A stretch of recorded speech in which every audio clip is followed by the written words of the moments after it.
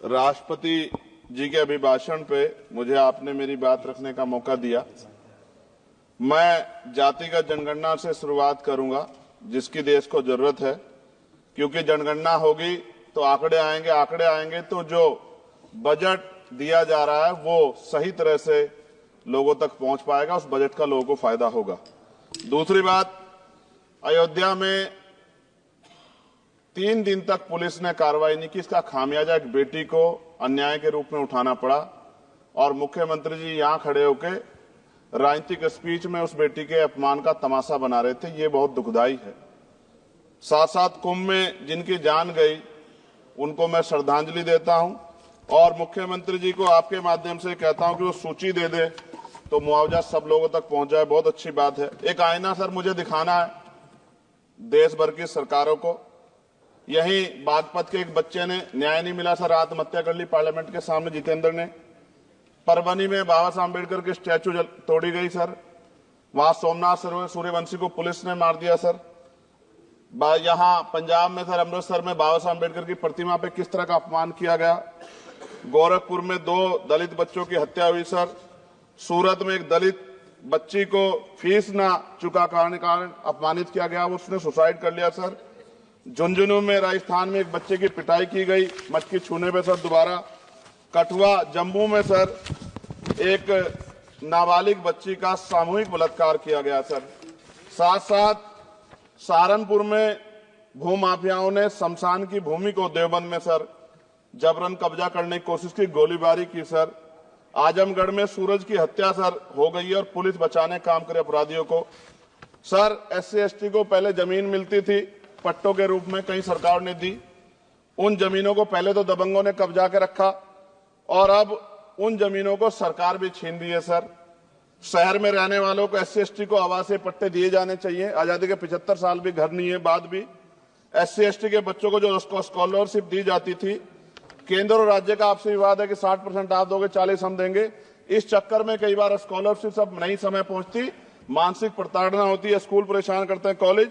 इसलिए मेरी राय है सर कि 0 बैलेंस पे उन बच्चों का एडमिशन कराया जाए। जब सरकार कुछ करना चाहती तो बच्चों को फायदा हो जाए। और देश भर में सर बहुत सारे छात्रावास बने हैं, लेकिन उन छात्रावास की स्थिति ऐसी है जर्जर, जैसे हमारे स्कूलों की है। इन छात्रावास का जीर्णोद्धार करा जाए, उनकी रख रखाव का ख्याल रखा जाए, क्योंकि यहाँ देश का भविष्य तैयार हो रहा है। और ऐसी हालात सर स्कूलों की है। स्कूलों के हालात आप देश भर में, मैं उत्तर प्रदेश से आता हूँ, जाके देखोगे नगीना क्षेत्र में सर अगर स्कूल गिर जाएगा किस दिन बहुत बड़ा हादसा हो जाएगा, कोई पूछने वाला नहीं है सर।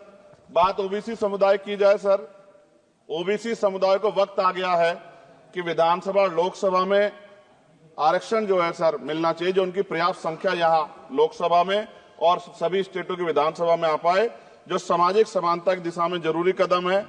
OBC को भी SC/ST की तरह सर प्रमोशन रिजर्वेशन मिले।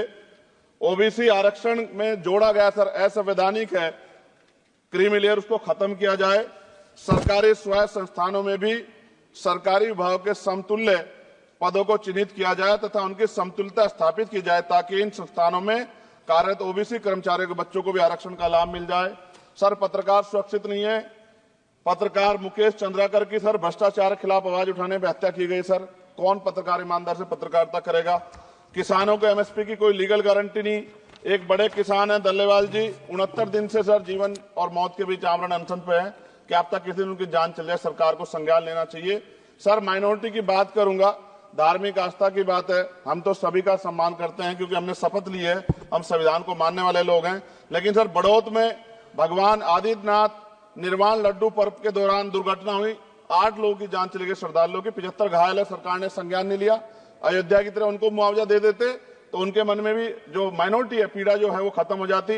न्यायालय द्वारा पारित आदेश के बावजूद जैन समाज को जैन महातीर्थ गिरनार जूनागढ़ गुजरात पे पूजा करने रोका जाए, जो उनके मौलिक अधिकार का उल्लंघन है सर। बरेली में सार्वजनिक रूप से हजरत पैगंबर मोहम्मद साहब के खिलाफ सार्वजनिक अपमानित गाने चलाए गए। क्या सर मुसलमानों की धार्मिक आस्था का सम्मान नहीं होना चाहिए?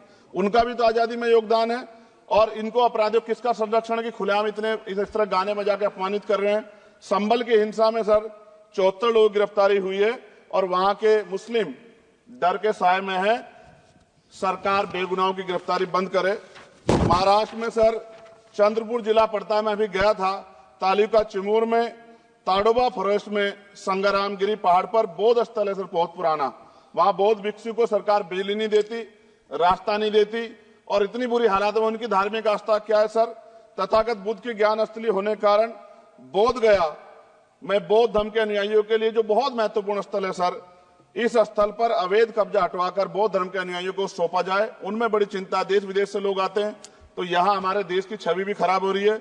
और अभी 12 फरवरी को सदगुरु रविदास जी महाराज की जयंती है और 14 अप्रैल को बाबा साहब अम्बेडकर की, 11 अप्रैल को राष्ट्रपिता ज्योतिबा फुले। इनको मानने वाले लोग नए कार्यक्रम करना चाहते हैं। अभी जिस विचार की सरकार है सर, वो तो कोई कार्यक्रम कर लें, लेकिन अगर ये कार्यक्रम करना चाहते हैं तो इनको कोई छूट नहीं है और नई परमिशन नहीं मिल रही। खत्म करूंगा सर, अंत में थोड़ा सा और रह गया सर, इसको खत्म करूंगा। लेकिन सर मैं जानना चाहता हूं, क्या सरकारी पैसे पे एक ही धर्म का अधिकार है? दूसरे धर्म के धार्मिक आयोजनों पे अभी कुंभ में 7,500 करोड़ रुपए खर्च किया आपने। आप रविदास जयंती पे कितना खर्च करेंगे? आप 14 अप्रैल को डॉक्टर बाबा साहब अम्बेडकर जिनकी जय जयकार होती है, उन पे कितना खर्च करेंगे? और उनके विचारों को आगे बढ़ाने के लिए आप क्या सहयोग करेंगे? ये सवाल बहुत बड़ा है। और अंत में सर, मुझे आपसे, आपके माध्यम से सरकारों को कहना है सर, क्या इस देश से दलितों, मुसलमानों, पिछड़ों, आदिवासियों को निकाल देना चाहती है सरकार? जिस तरह से उनके अधिकारों को, स्कॉलरशिप को, उनकी पढ़ाई को, हेल्थ सिस्टम में कोई पैसा नहीं खर्च हो रहा है, क्या उनको निकाल के इस देश को ऐसा देश बनाना चाहते हैं जहां कुछ ही धर्म के लोग रहेंगे? सर मैं ये कहना चाहता हूं, देश सबका है, और अगर सरकार ये तय करके बैठ गई कि वो दलितों, मुसलमानों को, पिछड़ों को, आदिवासियों को निकाल देगी, तो सर ये संभव नहीं। इतनी बड़ी आबादी है, हम अम्बेडकरवादी लोग उनके पक्ष में खड़े हैं, क्योंकि हमने शपथ ली है कि हम हर व्यक्ति का संरक्षण करेंगे। और मैं आपके माध्यम से सरकार को चेतावनी के तौर पर कहना चाहता हूं, सरकार अपनी इस आदत में सुधार करे, वरना इसके परिणाम सड़कों में बहुत भारी होंगे। अगर मुसलमानों को, दलितों को आप लोग निकालने के बारे में सोचोगे और उनकी धार्मिक आस्था का अपमान करोगे, तो ये हम लोग किसी कीमत पे बर्दाश्त नहीं करेंगे। मैं आपका धन्यवाद करूंगा सर, लेकिन साथ साथ मैं ये भी कहूंगा सर, और सर खत्म कर रहा हूं सर, 10 सेकंड में खत्म कर रहा हूं सर, आप आदेश करेंगे तो खत्म कर दूंगा। खत्म कर दीजिए, एक सेंटेंस बोलिए। 10 सेकंड में खत्म कर दूं सर? एक सेंटेंस में 10 सेकंड आएगा, बोलिए सर। मैं बस ये कहना चाहता हूं कि सरकार सभी का ध्यान रखे और उनमें भी गरीबों का ज्यादा ध्यान रखे, क्योंकि सर अभी जेब कटाई हुई, 2800 रुपए का टिकट है सर इलाहाबाद का, 56,000 रुपए का था सर। मैंने मंत्री जी से कहा, तब जाके उन्होंने संज्ञान लिया, तब आधे रेट हुए। इसलिए कह रहा हूं, धर्म के नाम पे धंधा और लूट नहीं होनी चाहिए सर, इसकी जिम्मेदारी सरकार की। धन्यवाद सर।